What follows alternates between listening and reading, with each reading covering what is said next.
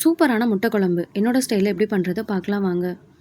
ஒரு மிக்சர் ஜாரில் 2 பெரிய தக்காளி, கொஞ்சமாக புதினா, 1 டேபிள் ஸ்பூன் தயிர் சேர்த்துட்டு நல்லா பேஸ்ட்டாக அரைச்சி எடுத்து தனியாக வச்சுக்கோங்க. இன்னொரு பேனில் தேவையான அளவு எண்ணெய் சேர்த்துறதுல கொஞ்சமாக சோம்பு, ஒரு பட்டை, 2 லவங்கம், ஒரு பிரியாணி இலை, கொஞ்சமாக கருவேப்பிலை சேர்த்துட்டு அதில் ஒரு பெரிய வெங்காயத்தை நல்லா குட்டி குட்டியாக கட் பண்ணி சேர்த்துக்கோங்க. சேர்த்துட்டு நல்லா வதக்கி விட்டுருங்க. வெங்காயம் நல்லா கண்ணாடி பதத்துக்கு வர மாதிரி வதங்கினதுக்கப்புறமா அதில் தேவையான அளவு உப்பு, 1 டேபிள் ஸ்பூன் இஞ்சி பூண்டு பேஸ்ட்டு ஃப்ரெஷ்ஷாக அரைச்சி சேர்த்துக்கோங்க.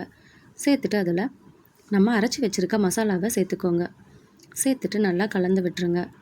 நல்லா கலந்ததுக்கப்புறமா அதில் தேவையான அளவு தண்ணி சேர்த்துக்கோங்க.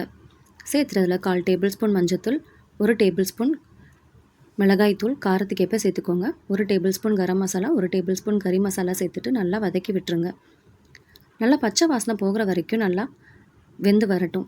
அது கூட 2 டேபிள் ஸ்பூன் கடல மாவை மிக்சர் ஜாரில் சேர்த்துட்டு தண்ணி சேர்த்து நல்லா பேஸ்ட்டாக அரைச்சி அது கூட சேர்த்துக்கோங்க. சேர்த்துட்டு தேவையான அளவு தண்ணி சேர்த்துட்டு நல்லா பச்சை வாசனை போகிற வரைக்கும் கொதி விட்டு எடுத்துக்கோங்க. நல்லா கொதி வர டைமில் 2 முட்டையை நல்லா வேக வச்சு அது கூட சேர்த்துக்கோங்க.